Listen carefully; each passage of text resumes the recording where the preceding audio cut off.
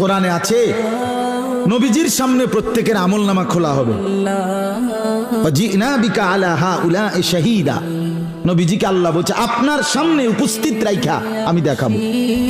নবীজি আমলনামা দেখে আল্লাহর নবী জিজ্ঞেস করবে উম্মত এটা কি? উম্মত দিনের পর দিন ফজরের নামাজ কোথায়, জোহরের নামাজ কোথায়? উম্মত 30 বছরের ব্যবসার মধ্যে একটা হালাল নাই। সুদের এত টাকা দরকার, ঘুষের এত টাকা দরকার।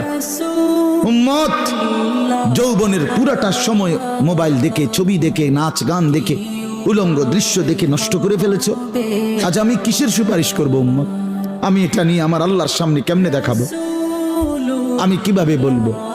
হযরত মাওলানা তারিক জামিল সাহেব বলেন হাসরের ময়দানে নবীজি, আহা বাপ শুনেন শেষ কথা, হাসরের ময়দানে নবীজি নিজের পিঠ মোবারক চাদর সরাইয়া ফেলবেন আর উম্মতকে দেখায় বলবেন উম্মত দেখ না আমার পিঠ চালনির মতো ছিদ্র ছিদ্র, তায়েফের পাথরের আঘাতে আমি এই পরিমাণ ব্যথা পাইছি, আহত হয়েছি, রক্তাক্ত হয়েছি, মৃত্যু পর্যন্ত আর আমার ছিদ্রগুলো আর গোশত দিয়া পুরায় নাই।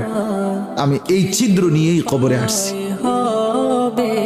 আমার 23 বছরের এই কষ্ট, এই আমানত, আমার উহুদের দান শহীদ, আমার পেটে পাথর বাঁধা, আমার সাহাবীদের এই শাহাদাত, আমার বেলালের এত কষ্ট, খাব্বাবের এত জুলুম নির্যাতন সহ্য করা, বিনিময় উম্মত কি নিয়ে আসছে?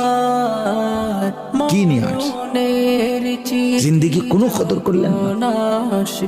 আবার বলছি ইন্নী লাকুম মিনহু নাযীরুম মুবিন, আল্লাহ বলছে নবী শুনাইছে 2 বার, পর পর 2 বার বলছে উম্মত আমি কিন্তু ভয় প্রদর্শন করলাম।